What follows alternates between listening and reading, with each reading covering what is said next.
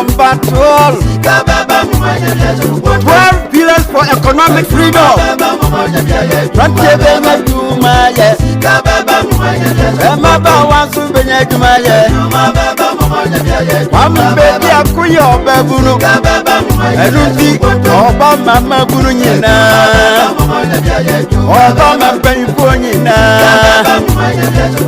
Order number 12.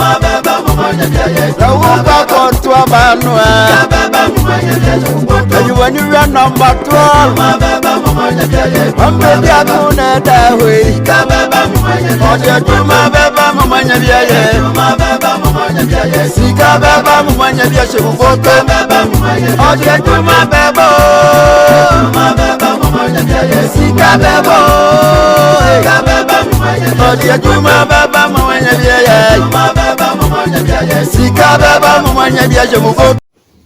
Alright, abusha mama mo wakaba na ma chiamo aba Odi Asempa TV. Eye mosomfo Odi Asempa nie. Twedi ampo wa bie kwan ne emi eni ehwe enwe de bigidi se oho eye. Saa nso na me so asase ya adaromanti me ho odin. Se bongri style no. Abusha na nakwa mbedi akowra ne mate sisi ade was starting ono so air granting interview left right front back and unim say interview there all grantee obi a waye bida bia no enim gise bia wa wonye bida ne yetene se wo answers ne wo ideas nyina no ebepia e depend on nipa a o interview no eso this time around okopie mu e wo Love FM na okodi enkomo e wo ho no na enkomo no a e course no e ye poto kasam e de na nso no message ahodo a e wo mu no emu edo mede ebro na wonya adaje etie yebetie video no enyina but the next episode no menya adaje na ye bubu mo enkakra ede amount mesro ena ne dedika we shi Odi Asempa TV obe subscribe to channel no share no like invite am for no meka abusuako no se ne be ya ye drop video foforo bi a also onsa beka be na wahwe afi free se obekere wadwen e wo comment section no ase ho no yenko enkotie running mate for the incoming president Nana Kwambedi Ako Emma. 2 kids. Boys or girls?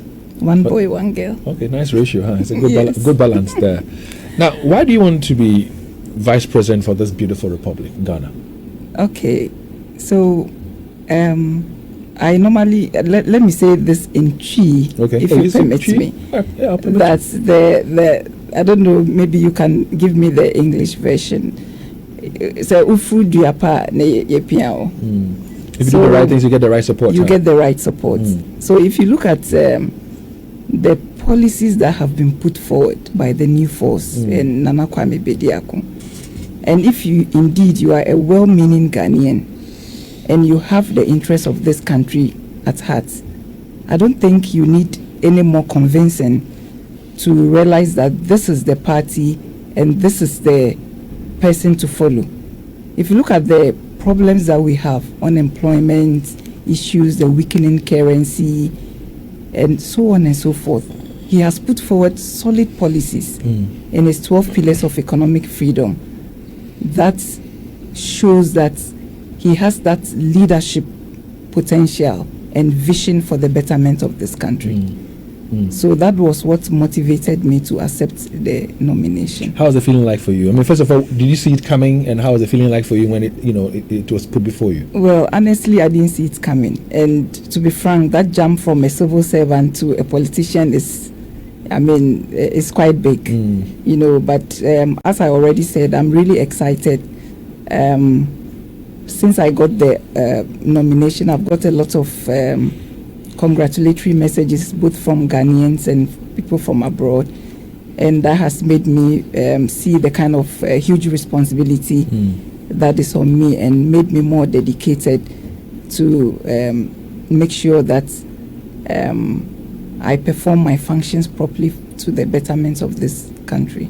So I'm very grateful for this opportunity. And she said that she's married with 2 kids, but let me just share this with you because Dr. Isaka is a renowned finance professional and academic. She has made a significant contributions to Ghana's financial sector, particularly during her time as senior manager at the Securities and Exchange Commission, that is SEC Ghana. In this role, she oversaw investments, licensed capital market operators, and developed key regulations that have strengthened the integrity and growth of Ghana's capital markets. And I can go on and on and on and on. Her academic achievements are here. Advocacy and social impacts are all here and all. If you Google her up, I'm sure you get to know much more about her. If you are somebody who wants to vote for the new force, or you have not decided as who to vote for, you want to know who she really is, if you Google up her name, you get all the necessary information about her that would help you make informed choices and decisions. But madam, in the history of Ghana, I mean Ghanaian politics, there's never been a female president or a vice president for that matter. What makes you think that you can be the first to break this jinx? I think that there is a shift in this narrative when it comes to the participation of women in politics and in other spheres, of life. Women are moving away from the traditional role of being mothers and wives to assuming various roles. We are doctors, we are lawyers, we are accountants, we are ministers, and so on. If you look at the sub-region, for instance, I think between 2006 and 2018, we had a female president in Liberia, Salif Johnson. And then currently the Tanzanian president is a woman. She's called Samia. There is the shift towards the inclusivity and diversity when it comes to women in the political landscape. And so for me, it's not surprising that Ghana would also have a female vice president. And I'm sure you're excited about the passage of the action bill. Yes. Where, of course, we're supposed to give opportunities to women like yourself who are well endowed and are knowledgeable, so they can also give their contribution to the betterment of this country. But question is, why the force? I mean, there are several political parties out there. You have even chosen or decided to go as an independent candidate. Why the new force? Okay, as I already mentioned, I believe in the leadership and vision of our presidential candidate Nana Kwame Bediako, as espoused in his 12 pillars of economic freedom. So that was really what inspired me. And also, if you look at what has happened in our country so far, since 1992, we gave some politicians the privilege of running this country. What has happened to us? Look at where we are now. So I think that look at what is going on. Nobody will tell you that there is a need for change. And I think the time for that change is now. And the new force is the viable alternative for Ghanaians at this moment when it comes to lifting up Ghana from where it is now, from the doldrums. So I think that the new force is the right choice for all Ghanaians at this moment. Now, if I'm not mistaken, you've mentioned the 12 pillars of this economic transformation about 3 times. Now, are there any specific policies tailored towards women? And that's 12 pillars you keep mentioning. Yes. Women are really at the heart of the policies that we seek to implement. So, if you look at our core values, we say equity, equality, and empowerment. So, in the first place, we believe that women and men should have equal opportunities. And if you look at our first pillar, the 16th Regional Industrial Revolution, the industries that we seek to establish in all the regions, we are going to have processing, packaging, plants, and so on. And there is a lot of opportunity for women to work in those industries. Apart from that, we have specific programs that are meant to provide financing for women to expand their businesses, because most of the women are found in the SME sector, and that is one of the places that is at the heart of our policy. Beautiful. And in case you're wondering whom we're talking to, it's Dr. Mariam Isaka Krese, and she's the running mate for Nana Kwame Bediako, who's the presidential candidate for the new force. Now, I have heard about the new 6. I've heard about it, but for the benefit of those who are watching us on Facebook on Love in the Morning or Love 99.5, or those who are listening to us, what's the new 6 all about? And you are the first to be unveiled from the new 6. Who are the rest of the people that constitutes the new 6? Yeah, rightly said, I'm the first of the 6 to be unveiled. And these are supposed to be experts that will support our presidential candidate, Nana Kwame Bediako, as he seeks to implement the various policies towards uplifting the nation. So when are we to expect the unveiling of the rest?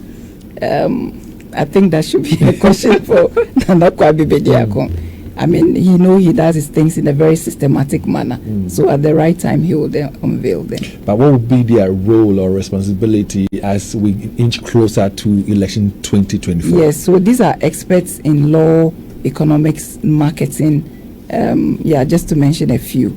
So like I said, they are behind the scenes. We have started working because we have the confidence that we are coming to power. So we are working and putting into place to suggest the structures that we need to run this economy. Is that to suggest or to say that these people who are lawyers and co, if the new force wins the election 2024, these are people who will also be given ministerial positions? Well, I wouldn't say ministerial positions, but they will definitely be a part of the government. I see. Now, you are not known. I mean, I'm not missing words here, but you're not known in the political world. So how's the jump from being a civil servant to the political figure, the political world? How has it been like? Because earlier you mentioned that it's a big jump.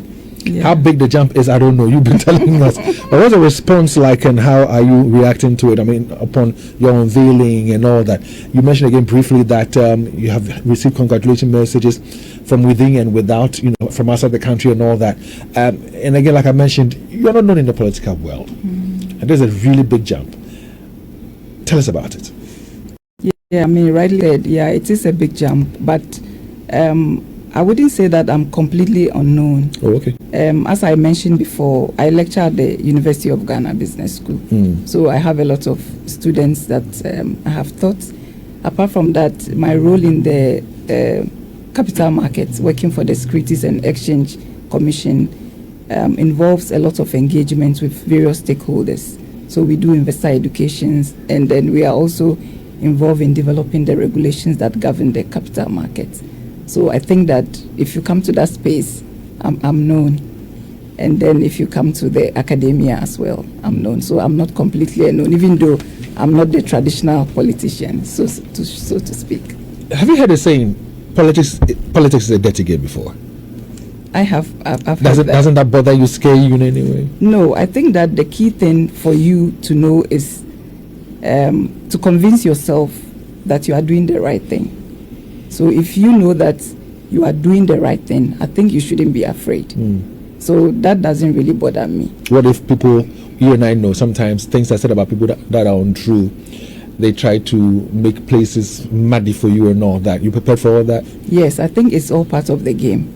And I think I'm really prepared for that. Like I said, for me, the key thing, I think not even in politics, in my professional life, that has been my attitude. I make up my mind to do the right thing, and once I know I'm doing the right thing, if you have criticisms, I think everybody is entitled to their opinion. You have what it takes to rub shoulders with the men and the male in this politicking that we are all in, because it's like I say, it's a dirty game. People will want to roughen people up, kakra. You have what it takes to rub shoulders off with the men? Yeah, I don't think the Ghanaians are expecting some physical tango when it comes to this game. Yeah. So let's leave the people of Ghana to decide who they want to go with. So you were unveiled in Kumasi during an historic tour by the New Force. Now, can you speak up more about this 276 constituency tour? How is it going? I mean, we have footages on our Facebook page. If you join us on Love in the Morning, if you join us on Facebook on Love Nights and Up on 5, you'll see them on their campaign grounds, engaging with traders, businessmen and women, engaging with chiefs, traditional leaders and all that. So you can join us on Facebook and get to see things for yourself. But how would you say the campaign is going? How are people receiving the message, especially from you? What is the message, the 1, 2, 3 messages that you're carrying out to the people? How is it being received? I think that the 276 tour is a very unique tour. It has never happened in this country before, having a presidential candidate going around the 276 constituencies to engage with the people, to try to find out what their problems and their worries are, and how to resolve them. So it is a very unique tour, I just got to join the tour just after my unveiling, and so we have visited a couple of constituencies. We've been to Manso, Ninehini, and we plan to go up north. So I'm really looking forward to that. And the response has been very, very great. Some of the places, I mean, you'll be surprised the number of people who have already heard of Nana Kwame Bediako even before we get there. And the people are very excited. I think they are filled with hope when they see him. They have heard about him. They've heard about the policies that he intends to implement. And they have the hope that he's going to solve most of the problems that they face. Key being, everywhere you go, people talk about unemployment. So the response has been very great. So that is our mantra. So new force, Enidaso Abal. New force, Enidaso Abal. Are you campaigning in the Ashanti region currently? We are. So currently we are in Ashanti region campaigning. Yeah. How long will you be here for? For a couple of days. Okay. Yeah, Leo. Yeah, I wanted to know. I mean, following Nana Kwame Bediako's campaign trail and how he does his things, you can easily tell that he's different. Yeah. But you mentioned that the others that are going to be unveiled are people who are expecting fields in various different fields that is going to help his government. Yeah. I want to understand something. We are going to pick them from the same crop of people that has been basically leading us all this while. What are they going to do different? That is, we are going to be assured that they are not going to do what the others have already done. I don't know what that premise is. Why are you saying they are going to be picked up from the same crop of leaders we've already had? The same educational institutions, MPP, NDC, whatever party, they are the same. You went to school with all of them, so you know them. That's what I think one of the things he's trying to put across is this: we live in a country, and we have our society. Now, the upbringing that we have all had, the exposures we have. Unfortunately, you have trust and faith and belief in some leaders. You put them in certain positions, and they disappoint you big time. What is trying to put? So, how can you convince a Ghanaian that the people that he intends to choose, even from the 6th, one of which you are, the remaining 5, what guarantee do we have that they will come and do better and not disappoint us like other leaders that we have faith in have done? Well, in the first place, I'm sitting right before you, and I can assure you that being one of the big 6, I'm not going to disappoint you. And as you said, it's true that we've all been through the same system, and I can tell you that a lot of the politicians in a lot of the existing political parties are actually my classmates and my colleagues in school. And it doesn't necessarily mean that we'll have the same, thinking and the same ideology when it comes to politics and other facets of life. So I think that let's believe in Nana Kwame Bediako. Like I said, he's a great leader and a visionary, and let's believe in the fact that he would appoint the right people. So that is all I can tell you for now. But definitely, I think you should just move from the fact that it's going to be from the same crop of leaders. Yeah. Now, so like you say, you're campaigning here in the Ashanti region, and you are saying that you'll be here for a while, a few more days. Yeah. Now, when I asked you to tell us about yourself, aside from telling us that you have 2 kids and all, you told us also that you're from the north. How different is your campaign going to be up north, knowing very well that the other 2 are also from parts of the northern region? Well, in the first place, I'm a woman, and secondly, I think that this is a matter that we should leave for the people of Ghana to decide. So I'm a proud Northerner.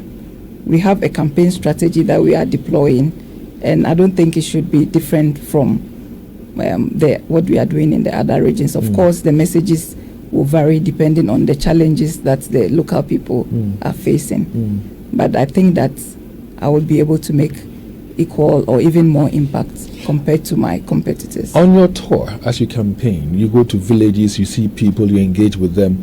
What are some of the things you've seen that maybe has broken your heart or breaks your heart that you think if you should become the vice president, alongside Nana Kwame Bediako as president, you would change to better a lot of these people in these rural areas? It is really heartbreaking heartbreaking when you go around and see the kind of conditions that our people live in. And when you just move away from Accra, it starts. And one of the key things that have touched me has been the condition of the youth. And I must say that this has started a long time ago. It's not just because I started this tour, but as a lecturer, normally when I've closed from lectures and I just step out of the lecture hall and I see the students, move out, you just look at them, a lot of them, and I just ask myself, where are the jobs for these young people? And that worries me a lot, seeing that our leaders are really not doing anything to make sure that these people have employment. Worries me. So going around the region, it has been the same problem. When you meet the youth, that is their number one worry. There's no job, there's no job, there's no job. So definitely, like we've already said, it's one of the key pillars, the 16th Industrial Revolution, when we have set up these industries and we have also made sure that the education we are giving our youth are industry tailored, then we'll have a situation where once they move out of school, they will have jobs waiting for them to do. One other concern that many Ghanaians have, and many Ghanaians are talking about, as we wrap up our conversation, has to do with the Galamsey menace on our hands. Yeah. First of all, you're a woman. You're a mother. And unfortunately, here in Ghana, or this part of our world, when something is hit hard first the children and the women. Yeah. How do you feel, or what do you make of the Galamsey menace out there? And do you support a nationwide strike if the call for a state of emergency is not adhered to by the president? What's your take on Galamsey first? I think that what is going on, especially the effect that this is having on our water bodies, leaves much to be desired. I think we are all very concerned. And I must say that it is one of the key things that have been addressed. I don't know, have you read our policy document? Not fully. Okay, so if you look at our policy document, it's one of the key issues that we address. If you look at our Pillar 8, talking about the fact that we are very much concerned about what is done to people who speak up and express their concern about what is going on with our natural resources, and the fact that these people's rights need to be protected. I think that under Article 21 of the Constitution, we have the right to protest. But the issue is that, when you have an argument with somebody or you have a problem with somebody, depending on how you go about handling the issue, you might be right, but at the end of the day, you might be adjudged wrong. So that is the stance that we have on this issue and the protests. So we are saying that there is a way. This is an election year. You have a leadership that is not listening, that is not doing what is going to lift up the economy of the nation, that is going to make the lives of the youth and the people better. So, fine, you go out there, you express yourself. Use your thumb to get them out. Use your thumb to get them out. So, I also want to say also that I've also said in academia, we do that. We do analysis, we criticize the government on various issues. But the fact is that there is work to be done and somebody has to do it. All right, so he's my co-host, and that's a producer. Yeah. So that's Eugene, that's Leo. Leo says he has another question for you. Yes, on the 12 pillars of economic policies that you launched, I think the pillar 10 was talking about Ghana's first 50 billion. Yeah. How do you intend to get that? Explain it to us. Yeah, so we talked about raising that amount via citizenship, by investment. So we are going to give people the opportunity to be citizens of Ghana, but at a price. And through that, we'll be able to raise our first 50. So we're targeting 1 million people to take up this opportunity. And via that, we'll be able to raise our first 50 million. So that is the whole idea. All right, so I'm going to vote on the 7th of December this year. but I am not decided yet as to who to vote for. So as you give to us your final words or your last words, I'm sure there are people like my kind out there who do not know who they're going to vote for. So speak to us. Okay. So, fellow citizens, you are all aware of what is going on in this country. We have high levels of debt. We have high levels of unemployment, fiscal indiscipline. We have exchange rate problems. Our currency keeps weakening. We have over-reliance on commodities.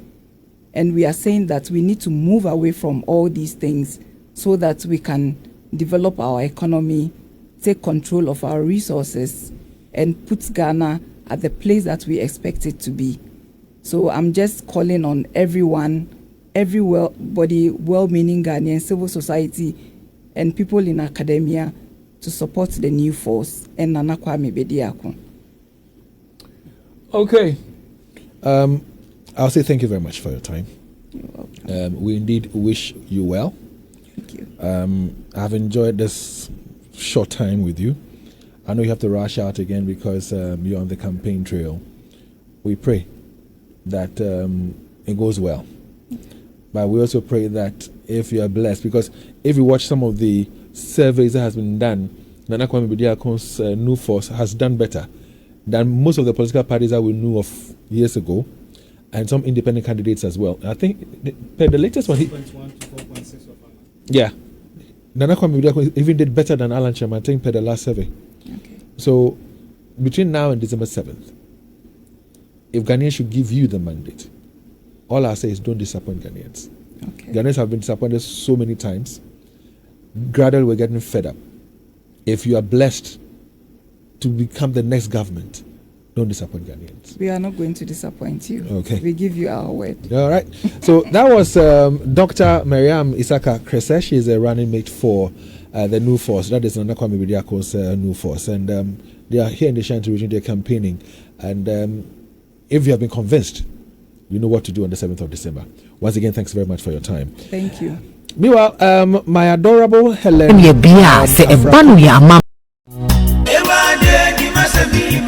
Ano kwamo mianka na awodi nipa pina ekwa tete mu pao amani pampempema wale agu odia sampa spiritual and herbal center awo wo mo yade se wo mbe mu wanya basisi a yade bi tise stroke gonorrhea anaba ma waye mre e wampamu low sperm count wo mo anu aduro tatahwe ene je sam no se sabane sunsumu nsama wo mo tenete se ye sunsumu aware anasa yare bi ne yade amawo pampabone anabo ana wanya abai amane e court case wo betu charge osisi enam omadwuma panti ni pampempem ene be fo bokofie ekoye sunsumu nyuma edemom semosini ene enzimani ekabom dia sunsumu niema asie betu obi age wukunu anasa woyere awaresem adwuma sam akwantuom nsam ni nyina ayasuma sam fabadan odia sampa spiritual and herbal center obehuyan of New Koforidua ejoso ne konongo infinfin aye Ashanti region ehon ma number aye didi dwuma no aye 054